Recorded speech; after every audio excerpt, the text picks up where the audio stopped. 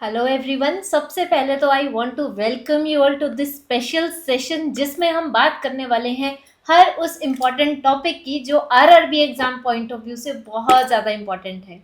And after getting so many messages and request from all of you, the whole Nprep team has decided कि हम आपको हर वो important topic बता सकें जिसको प्रिपेयर करके आप आरआरबी के अंदर अपनी रैंक को सिक्योर कर सकते हो। सिर्फ रैंक सिक्योर ही नहीं, आप टॉप रैंक ला सकते हो। तो चलो बिना किसी देरी के शुरू करते हैं आज के सेशन को।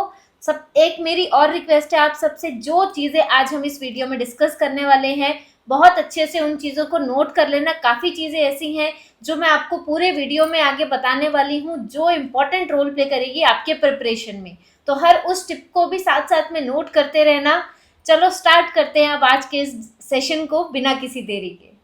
तो सबसे पहले तो इस एग्ज़ाम की एक सबसे अच्छी बात ये है कि यह नर्सिंग ऑफिसर की पोस्ट नहीं, ये नर्सिंग सुपरिटेंडेंट की पोस्ट हमें देता है। आरआरबी नर्सिंग सुपरिटेंडेंट की पोस्ट देता है। और आरआरबी क्या है? आरआरबी एक रेलवे रिक्रूटमेंट बोर्ड है जो एग्जामिनेशन कंडक्ट करवाता है एंड जो आपका रिक्रूटमेंट का प्रोसेस होता है उसको कैरी फॉरवर्ड करता है by selecting the good and the most scoring candidates. पूरा डाटा गैदर करके RRB railway recruitment board send कर देता है to the different zonal railway hospitals and वहाँ पे आगे का फर्दर प्रोसेस करवाया जाता है। ठीक है, this was the basic information. बहुत सारे बच्चे इस चीज़ में कंफ्यूज रहते हैं, सो आई थॉट पहले मैं आपको ये बता दूं। Now we will discuss the exam pattern कि एग्जाम किस तरह से आएगा, कौन सा सब्जेक्ट होगा, कितने मार्क्स का होगा। तो एग्जाम पैटर्न में सबसे पहले तो रहेगा हमारा important part, that is professional ability, जिसमें पूरी नर्सिंग की थ्योरी पूछी जाएगी और ये सेक्शन होगा 70 मार्क्स का। ये पूरा ही सेक्शन बेटा 70 मार्क्स का होगा, यानी कि यहाँ पे 70 क्वेश्चंस ही होंगे। 1 क्वेश्चन विल कैरी 1 मार्क, मतलब अगर आप एक क्वेश्चन को सही करते हो आपको 1 मार्क मिलेगा। ठीक है। सेकंड आता है जनरल अवेयरनेस। अभी आगे मैं आपको बताऊंगी जनरल अवेयरनेस में क्या पढ़ना जरूरी है, कहाँ से क्वेश्चन बन सकते हैं, नॉन नर्सिंग में क्या क्या पढ़ना जरूरी है। इन मेजर चीज़ों के अंदर, इन मेजर टॉपिक्स के अंदर सभी चीज़ें मैं बताऊंगी, लेकिन पहले हम एक ब्रीफ ओवरव्यू समझ रहे हैं एग्जामिनेशन पैटर्न का। तो जनरल अवेयरनेस से स्टार्ट हो जाती है हमारी नॉन नर्सिंग, जिसमें 10 मार्क्स रहेंगे जनरल अवेयरनेस के, 10 ही क्वेश्चंस रहेंगे। नेक्स्ट रहेगा थर्ड में जनरल एरिथमेटिक, मैथमेटिक्स के क्वेश्चन मिलेंगे, इंटेलिजेंस एंड रीजनिंग के क्वेश्चंस मिलेंगे एंड ये सभी मिला करके हो जाएंगे अनदर 10 मार्क्स के question. Total number of questions again will be 10। And the last one is general science, जो जनरल साइंस आपने अपने स्कूल डेज में पढ़ी थी, 10th क्लास की science, physics, chemistry, biology, life sciences, ये जो चीज़ें आप अपनी 10th क्लास तक की साइंस में पढ़ चुके हो वो चीज़ें भी आरआरबी अपने एग्जाम पैटर्न में इंक्लूड करता है और ये भी बेटा 10 मार्क्स का ही होगा एंड 10 क्वेश्चंस इसके होंगे। सो मेजरली अगर बात करें, majorly we have total 70 questions of nursing and 30 questions of non-nursing. This is the major thing.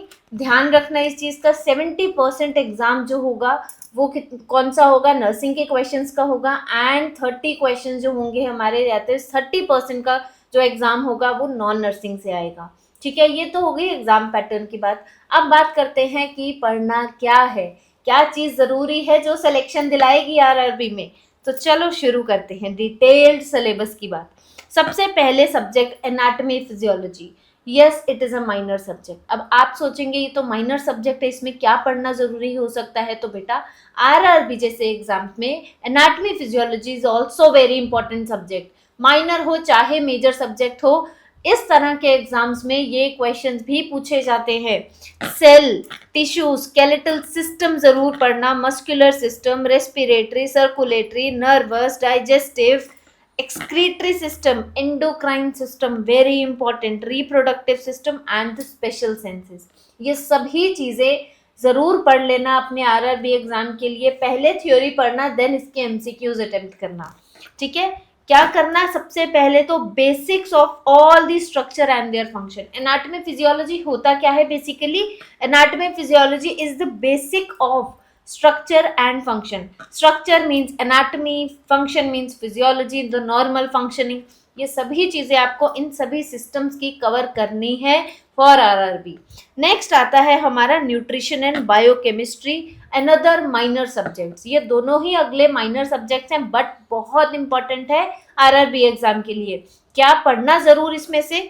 Balance diet जरूर पढ़ना, सभी आरडीएस, रिकमेंडेड डाइटरी अलाउंसेस सबकी पढ़ना, मैक्रोन्यूट्रिएंट्स, कार्ब्स, प्रोटीन्स, फैट्स जरूर पढ़ना, माइक्रोन्यूट्रिएंट्स में विटामिन्स एंड मिनरल जरूर पढ़ना.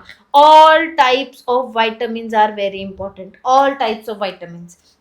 Next, digestion and metabolism. Carbs का डाइजेशन कैसे होता है, प्रोटीन का डाइजेशन कैसे होता है, ग्लूकोज का डाइजेशन कैसे होता है, ये सभी चीजें इंपॉर्टेंट हैं. मल nutrition, dietary requirement across life span, पूरे लाइफ स्पैन में इंक्लूडिंग ऑल एज ग्रुप्स.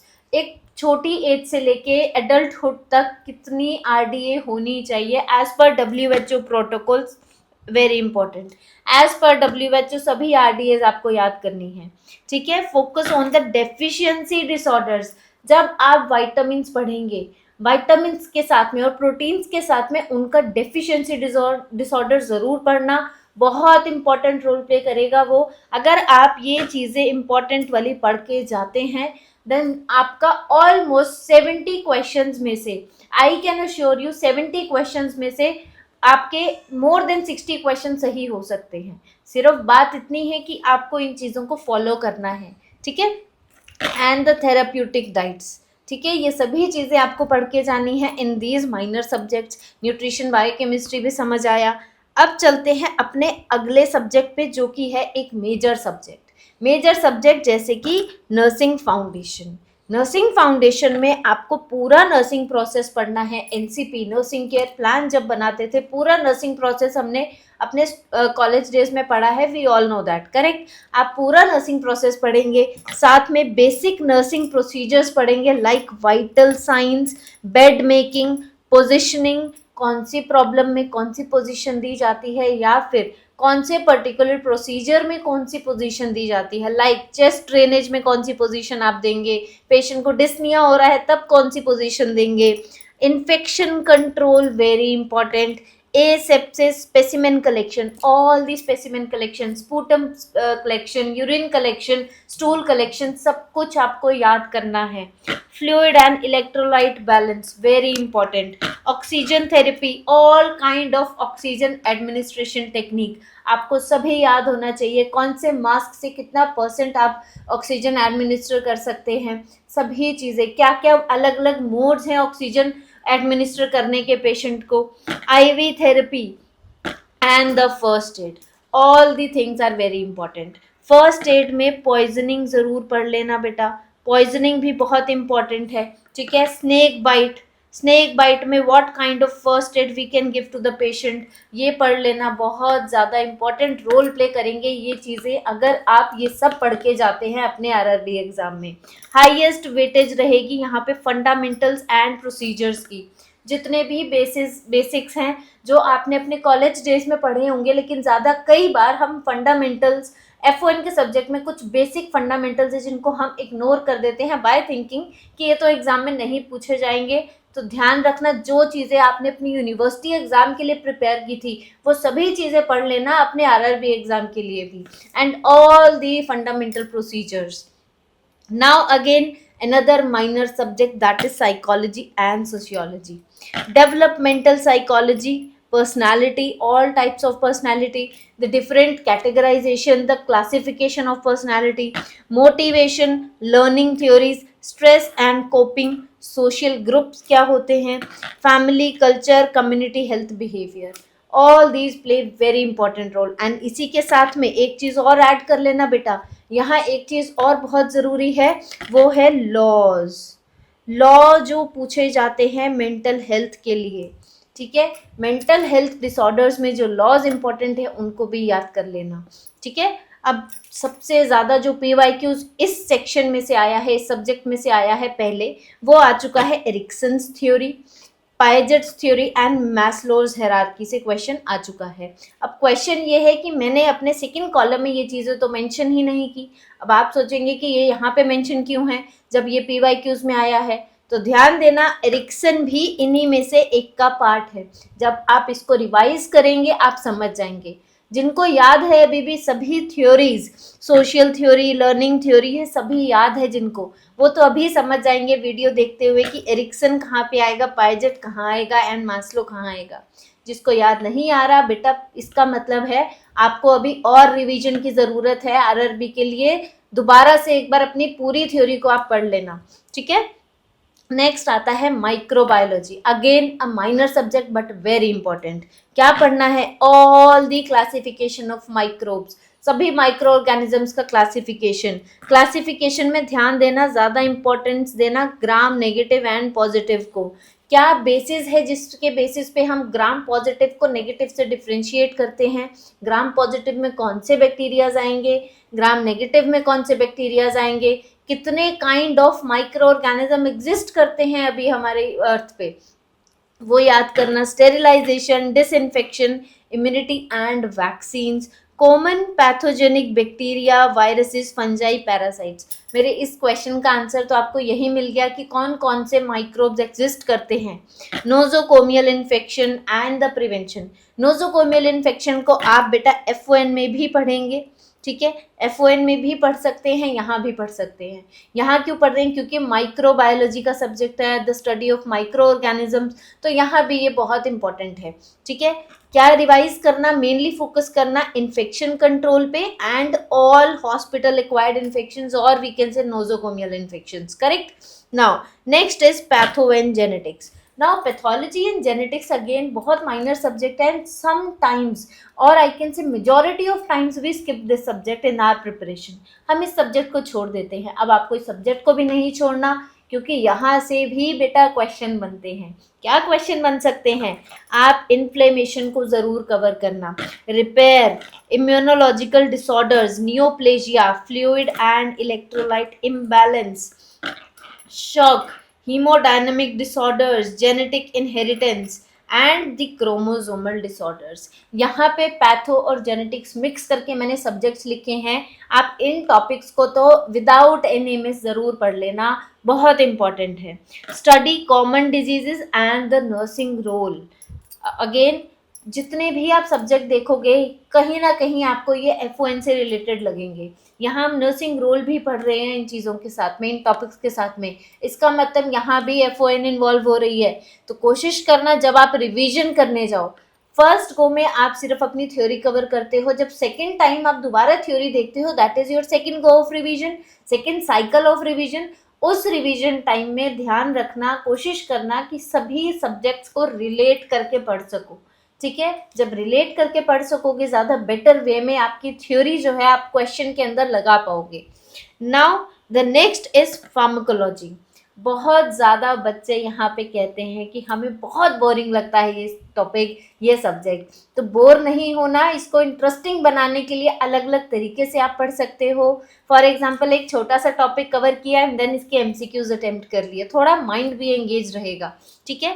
तो फार्माकोलॉजी में क्या पढ़ना है? Routes of administration, drug calculation, very very important for RRB।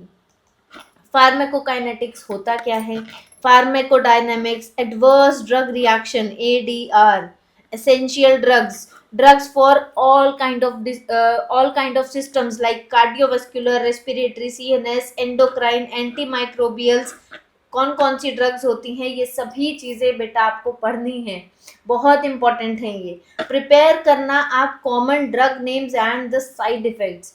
Common drug name, जो ड्रग्स कुछ कुछ कॉमन नाम की लगती हैं, लाइक किसी में सफिक्स सेम होता है, किसी में प्रीफिक्स सेम आता है, इस तरह के ड्रग्स को एक अलग से पेज पे आप लिख के रखना और उनको डेली देखना, अपने आप चीज़ें आपके सबकॉन्शियस माइंड में सेव हो जाएंगी परमानेंटली, ठीक है। Now the next one is another important and major subject. सबसे ज़्यादा बच्चों का यही फेवरेट होता है क्योंकि इसके क्वेश्चंस मोस्टली सही निकलते हैं। Medical surgical nursing.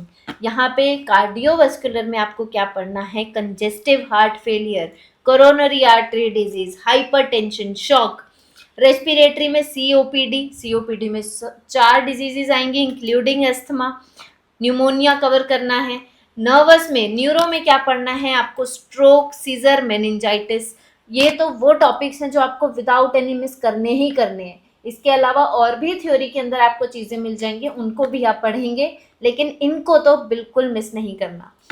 गैस्ट्रोइंटेस्टाइनल में पीयूडी करना, हेपेटाइटिस करना, सिरोसिस ज़रूर करना है आपको। रेनल के अंदर सीकेडी, डायलिसिस, यूटीआई, ठीक है। एंडोक्राइन में diabetes, all kind of diabetes, thyroid disorders, hypothyroidism, hyperthyroidism, सब कुछ। मस्कुलोस्केलेटल में fractures, all types of fractures very important. Arthritis important है, आर्थराइटिस का कॉज एंड साइंस, आर्थराइटिस में कौन से साइंस देखे जाते हैं ये भी आपको याद करना है। Oncology another, in some syllabus pattern you will see it is as separate subject. कई जगह पे इसको अलग से सब्जेक्ट करके शो किया जाता है, मैंने यहाँ एमएसएन के साथ ही इसको इंक्लूड कर दिया है। आप किसी भी तरह से पढ़ सकते हैं, वो आपके ऊपर है, लेकिन पढ़ना क्या है, पूरी ऑन्कोलॉजी पढ़नी है। टीएनएम क्लासिफिकेशन कैंसर नर्सिंग के अंदर ही आ जाएगा आपका। टीएनएम क्लासिफिकेशन क्या होता है, ठीक है। मेटास्टैसिस क्या होता है, मेटास्टैसिस के साथ में सभी डिटेल में आपको ऑल काइंड ऑफ ट्यूमर्स पढ़ने हैं, specially breast tumour and prostate कर लेना आप ज़रूर, याद से भूलना नहीं इसको करना, ठीक है। और सभी के बायोमार्कर्स, ठीक। एंड द पैलिएटिव केयर, क्योंकि कैंसर पेशेंट्स को पैलिएटिव केयर की बहुत नीड होती है। And as a nurses we should know what is palliative care, क्या क्या चीज़ें कंपोनेंट्स इन्वॉल्व होती हैं पैलिएटिव केयर में, ये भी आप ज़रूर पढ़ना, very important for RRB exam, ठीक। नेक्स्ट है हमारा again another somehow a little bit boring subject, जो बहुत बच्चे मुझे बोल चुके हैं, ठीक है, that is community health nursing. क्या पढ़ना इसमें ज़रूर, concept of health and disease, epidemiology including the triad, immunization schedule latest वाला, MCH programs, national health programs, TB का national health program, HIV, malaria, RCH, NHM, ये सभी नेशनल हेल्थ प्रोग्राम्स आप याद कर लेना। Health education and vital statistics, सारे vital statistics, कौन सा फॉर्मूला किस में आएगा, कौन सा रेट निकालना है, वो सभी चीज़ें यहाँ पे इंक्लूड आएंगी, वो आप ज़रूर पढ़ लेना। National programmes and screening methods are favourites in RRB, multiple times पूछे गए हैं ये, मल्टीपल टाइम्स आरआरबी ने इन चीज़ों को इंक्लूड किया है अपने प्रीवियस एग्जाम पेपर्स में, तो इनको विदाउट एनी मिस आप पढ़ लेना। चाइल्ड हेल्थ नर्सिंग में ग्रोथ एंड डेवलपमेंट, सभी माइलस्टोन्स वेरी इंपॉर्टेंट, ठीक है, सभी माइलस्टोन यहाँ आपको पढ़ने हैं। Common paediatric disorders like RTI, diarrhoea, ठीक है, along with that measles, polio, malnutrition। Neonatal nursing भी पीडियाट्रिक्स का ही पार्ट है। नियोनेटल नर्सिंग में क्या पढ़ना है, एनआरपी, नियोनेटल रिससिटेशन, पूरा का पूरा एनआरपी आपको पढ़ना है, पूरे गाइडलाइंस आपको याद होने चाहिए, स्टेप बाय स्टेप किस तरह से हम नियोनेटल केयर देते हैं। अगर बेबी ने ऑलरेडी ब्रीथ लिया, स्पॉन्टेनियस ब्रीदिंग लिया, then what we have to do, अगर नहीं किया देन आता है एनआरपी। एनआरपी में कहाँ से स्टेप स्टार्ट होंगे, क्या क्या करना है, एट व्हाट टाइम, वो सभी आपको याद करना है। केएमसी, ब्रेस्ट फीडिंग पोजीशन के ऊपर ऑलरेडी क्वेश्चन पहले आ चुका है। ब्रेस्ट फीडिंग पोजीशन के ऊपर बेबी की पोजीशन क्या रहेगी, मदर की पोजीशन क्या रहेगी, इसको आप बेटर वे में इमेज से समझ पाएंगे, तो इमेज देख के ब्रेस्ट फीडिंग को समझ लेना, स्पेशली पोजीशंस को। Jaundice, sepsis and the complete immunisation. Then next subject is mental health nursing. क्या पढ़ना है, सबसे पहले तो principles of psychiatric nursing, direct one liner question यहाँ से बन जाते हैं प्रिंसिपल्स ऑफ साइकियाट्रिक नर्सिंग से। Classification of all mental health disorders, क्या क्लासिफिकेशन है, न्यूरोटिक क्या है, साइकोटिक क्या है, schizophrenia, mood disorder, anxiety, substance abuse, therapeutic communication, very important. सिर्फ नॉर्सेट ही नहीं, आरआरबी में भी यहाँ से क्वेश्चन पूछे जाते हैं कि पेशेंट ने अगर इस तरह से बात की, how a nurse will respond, how you will respond. बहुत लंबा क्वेश्चन नहीं होता like NORCET exam, but yes यहाँ पे भी ट्रिकी क्वेश्चंस पूछे जाते हैं। Therapies, all kind of therapies are important including biological. Therapies दो तरह की हैं, दोनों याद कर लेना, psychological therapies and biological therapies. यहाँ पे ब्रैकेट में मैंने दोनों इंक्लूड की हैं, लाइक ईसीटी आएगी बायोलॉजिकल थेरेपीज में, सीबीटी कॉग्निटिव बिहेवियरल थेरेपी आएगी साइकोलॉजिकल थेरेपी में, behaviour therapy is also a kind of psychological therapy. तो ये सभी थेरेपीज आपको याद करनी है, यहाँ सभी मेंशन नहीं है, लेकिन आपको सभी आपके नोट्स में ज़रूर मिल जाएगा, आप इनको ज़रूर पढ़ लेना, ठीक है। And defence mechanism, very very important. अब डिफेंस मैकेनिज्म कैसे पूछ सकता है आरआरबी? डायरेक्टली तो नहीं पूछेगा, ठीक है, डायरेक्ट क्वेश्चन नहीं आएगा, वन लाइनर हो सकता है, टू लाइनर हो सकता है, लेकिन क्वेश्चन एग्जाम्पल की फॉर्म में आपसे पूछेगा कि इस तरह से रिस्पॉन्स आया है तो what kind of defence mechanism is this.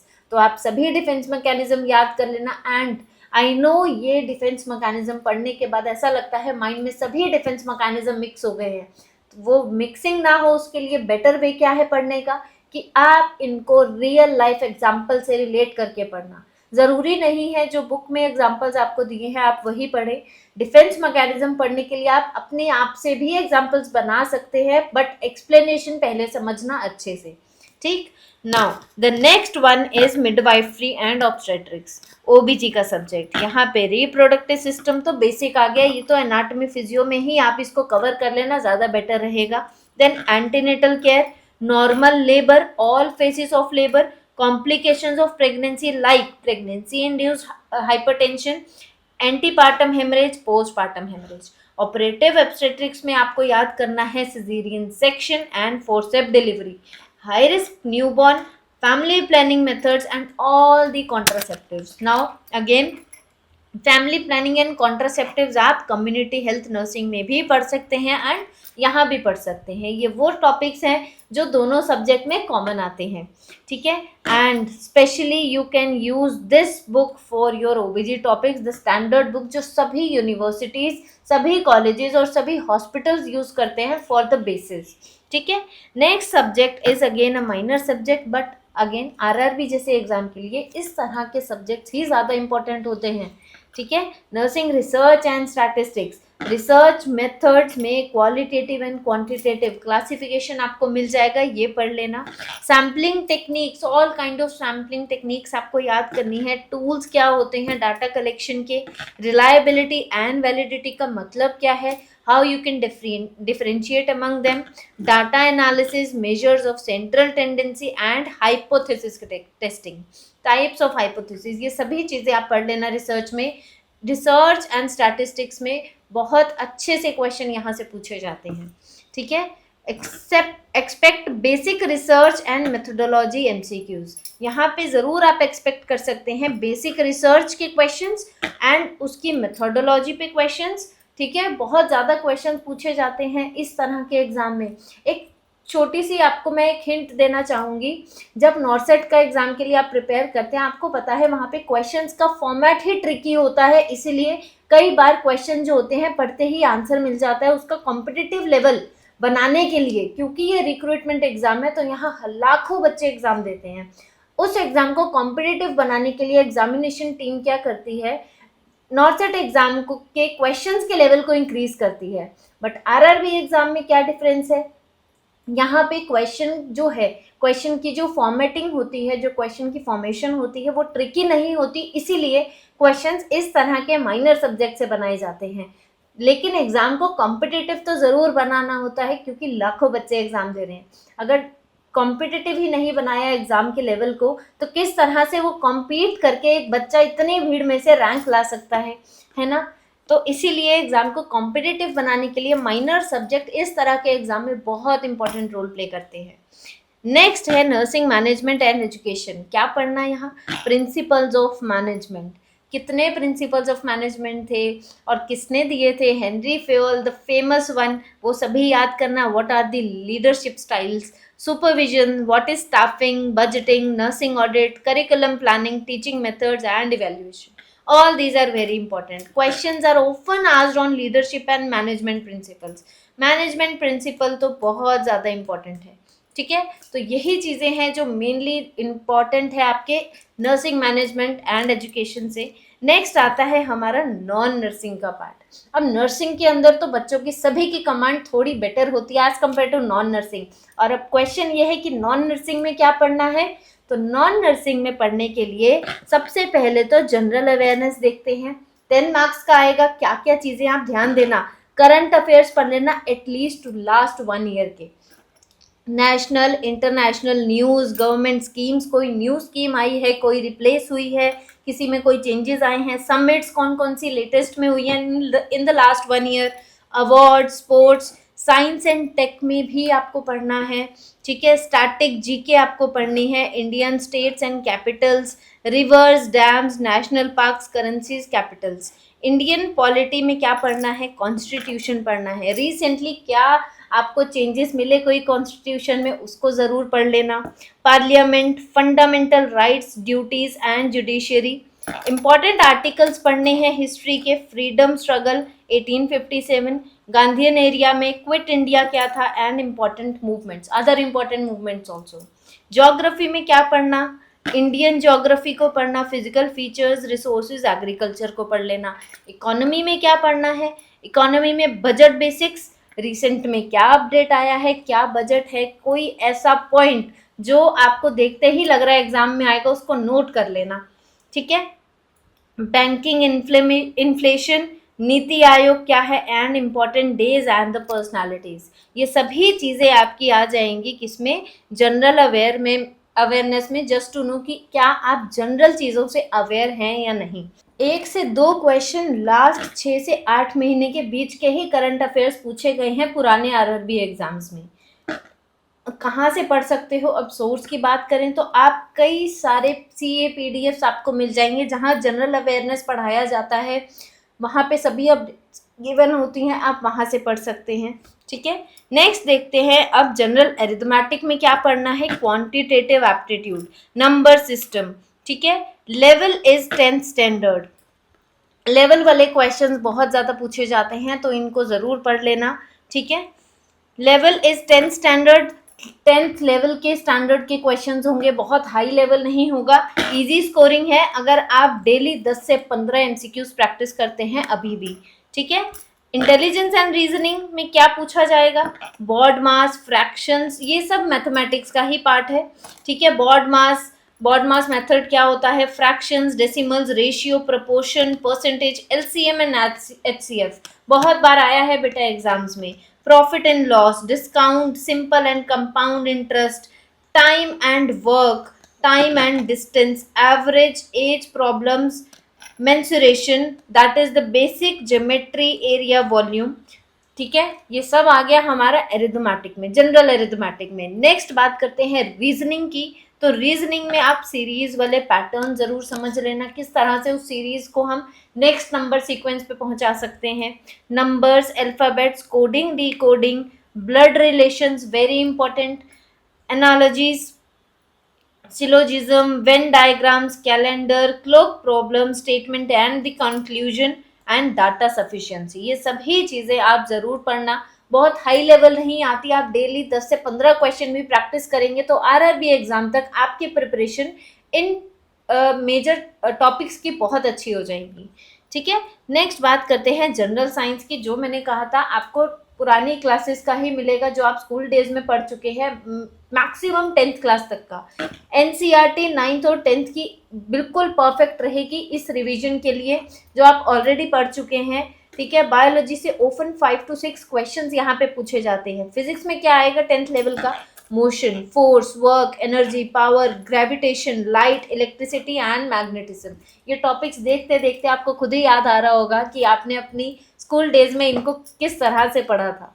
ठीक है, तो इनको रिवाइज कर लेना। केमिस्ट्री में atomic structure, acid base, salt, elements and compounds, periodic table, basics, periodic table के बेसिक्स ही आपको याद करने हैं। मेटल्स एंड नॉन मेटल्स क्या होते हैं, how do we differentiate metals by non metals, chemical reactions, all kind of chemical reactions, carbon compounds, and now in the biology, cell, tissue, nutrition, respiration, circulation, reproduction, genetic basis, plant की physiology भी पढ़नी है, सिर्फ animal ही नहीं, plant भी important है, human health and diseases, immunity, microbes in human welfare, ये सभी आपको सेम नाम से चैप्टर भी मिल जाएंगे आपकी बुक्स के अंदर, तो इनको पढ़ लेना। इतना ही आरआरबी एग्जाम के अंदर बेटा आपको इम्पोर्टेंट वे में पढ़ना है, जिसको विदाउट एनी मिस आपको डेफिनेटली 100% पढ़ना ही पढ़ना है।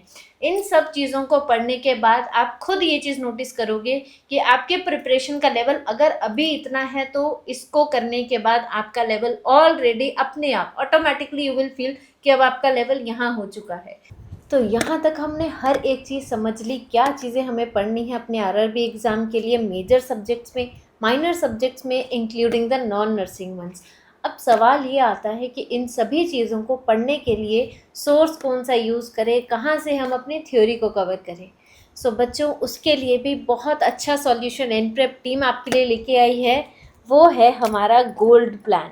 एनप्रेप गोल्ड प्लान सिर्फ एक नॉर्मल प्लान नहीं है, इसके अंदर वो कंटेंट आपको प्रोवाइड करवाया जाएगा जो आपके आरआरबी लेवल ऑफ एग्ज़ाम से लेके नॉर्सेट लेवल ऑफ एग्ज़ाम, हर एक रिक्रूटमेंट एग्ज़ाम को कवर करेगा। The complete syllabus including all detailed basic to advance theory with the clinicals, साथ में क्लिनिकल बेस्ड आपको सभी थ्योरी को एक्सप्लेन किया जाएगा, so that you guys can choose the correct option in any kind of exam. और साथ में कुछ ऐसे टॉपिक्स होते हैं जिनमें हमें बहुत रैपिड रिवीजन की ज़रूरत होती है। देयर आर टाइम्स कि हमारे पास टाइम नहीं होता, हमारी ये एग्ज़ाम की डेट आ जाती है और उस कम टाइम में हमें ज़्यादा चीज़ें पढ़नी होती हैं, एंड फॉर दैट इस प्लान में बेटा रैपिड रिवीजन भी है ऑलमोस्ट 100 आवर्स की। सो वहाँ से आप अपने उन पर्टिकुलर टॉपिक्स को भी कवर कर सकते हो। उसी के साथ में अगर आप उस थ्योरी की प्रैक्टिस कर लेते हो, इंक्लूडिंग द PYQs, या फिर टॉपिक वाइज आपका पूरा प्रैक्टिस हो जाता है, इट मीन्स आप रेडी हो अपने एग्ज़ाम के लिए। और वो चीज़ें भी इस गोल्ड प्लान में बहुत अच्छे से इंक्लूड की गई हैं। हर एक MCQ बहुत क्वालिटी वाइज बनाया गया है, so that you guys can practice the best quality content. ठीक है, सो ध्यान देना इस चीज़ के ऊपर भी कि जो चीज़ें आपको पढ़नी है, एक वैलिड प्लेटफॉर्म चाहिए होता है अपनी थ्योरी को क्लियर करने के लिए। So this is the best thing that you can do for your RRB nursing exam. And this was all about this video. Thank you so much पूरा वीडियो एंड तक देखने के लिए, और हर एक की टेकअवे को नोट कर लेना इस पूरे वीडियो में, ताकि आप RRB में अपनी सीट को सिक्योर कर सको। Thank you so much.